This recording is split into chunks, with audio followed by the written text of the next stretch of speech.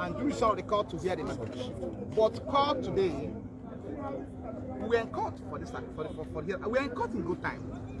And because of the constraint we are usually exposed to from time to time, the constraint that stems from the fact that lawyers are not being allowed access to the court. So we were there to resolve this issue.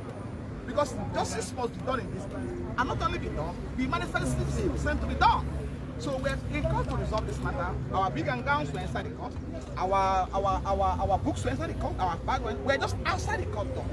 Because a number of us who are outside, we are not allowed to come in. So the court came in. Come and shoot us now. The court came in and they called up the case. Because the only case on the court. Called up the case. Ordinarily, it is the practice that when lawyers are not in court, and when you are aware that they are weak and down, the court will naturally ask, what are the lawyers? And they will tell you, the Marathon mechanics was in court. The mechanics was there, was in court. And our client was in court. We have seen him before then. But the lawyers are outside. You have ordinarily summoned the legal counsel to find out from him what was actually going on. That has been the practice. So in a civilized society, that has been the practice in this country actually. I've not witnessed a situation whereby court will call in and call a case when lawyers in the matter were outside the court door. I've not seen such thing. So and when we were told that the court was about to proceed, we now struggle to go inside the court, the local stand. We are knocking at the door, the local stand, only for us to be told that the court called our client, called the prosecutor, and have a discussion with them in open court. So, taking us back to what happened on 26th of June, 2021, when he was talking to court with reference to us, and allowed to address the court. So, it's a clear case of denial of fair here.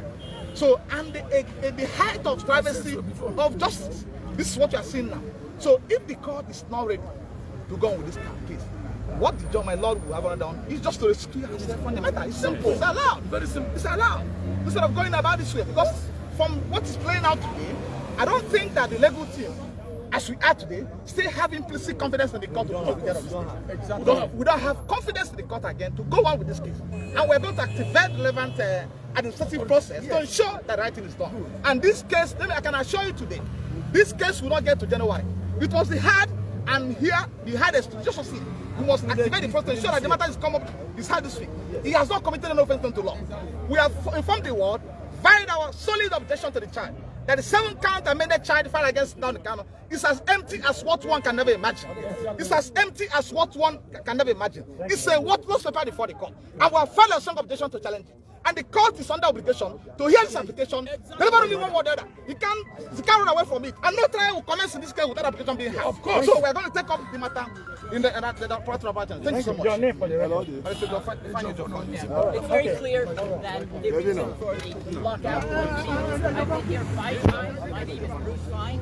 I'm an international lawyer who represents Nnamdi Kanu from the United States. It was clear today that they were, when the lawyers were entering the courtroom, when I was there together, they said, no, Mr. Fine, you can't enter. It's clear that it's the 5th time this has happened to me, despite the court order authorizing Nnamdi Kanu to see any lawyers of his choice without any inhibition whatsoever. It's a flagrant violation of international law.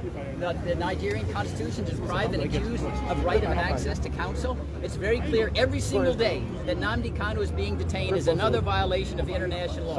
He's being punished in solitary confinement. There's never been any hearing whatsoever. Never been a finding that he did anything guilty whatsoever. And here he is. Now we have a scheduled hearing in January, 6 months of punishment before you even have a trial. Think of that. That's Alice in Wonderland. Sentence first verdict afterwards.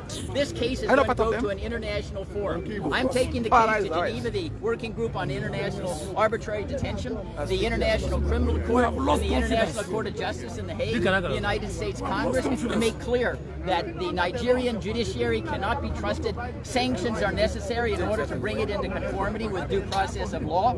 And until that happens, Nigeria will be a pariah state. It will be a failed state. And I want to underscore to the Nigerian judiciary, you're not immune from criminal prosecution like the Nazi judges weren't either.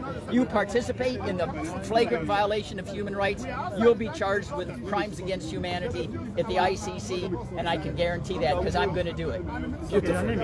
My name is Bruce. Bruce Fine. Bruce Fine for record. Bruce Fine. Bruce Fine for record. Bruce Fine for record is a former deputy attorney general of the United States of America. Speaking to you. Yes. And a lawyer to Nnamdi Kanu and IPOB in the United States of America. Fine, right?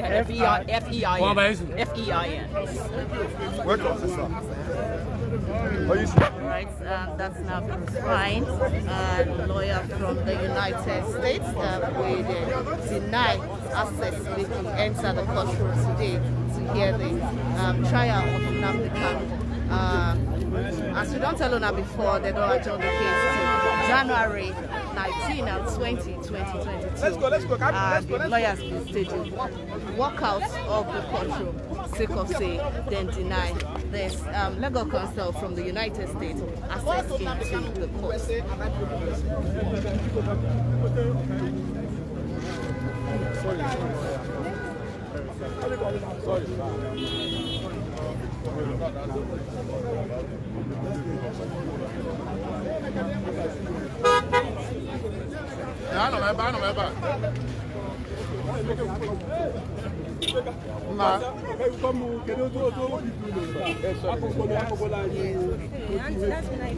BBC News Pidgin live from the Federal High Court, Abuja.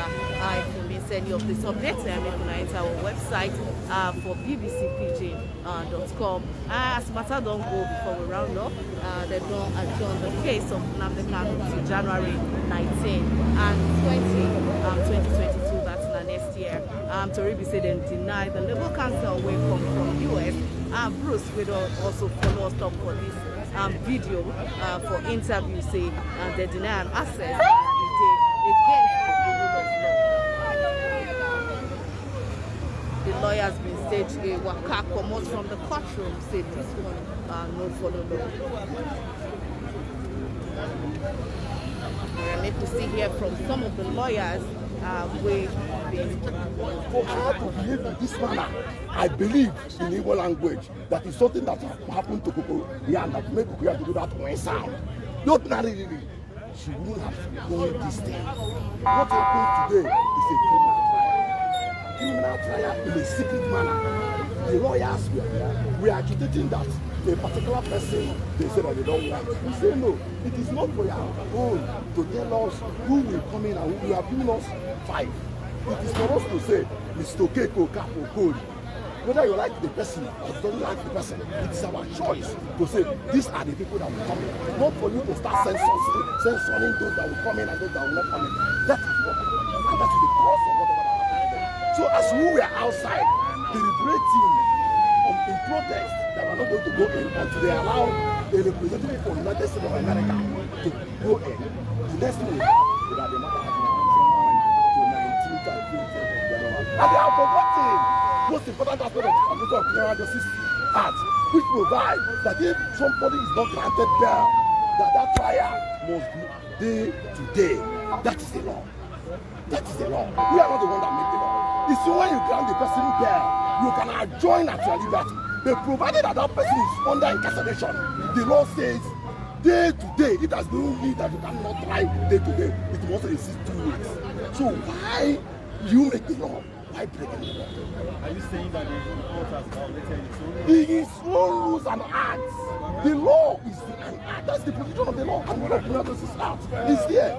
So thank you, and thank you. We have a lot to do. God bless you. Sir, you feel introduce yourself against your name. At Barrister Chairman Otuokiwu on litigation and public interest. Thank you.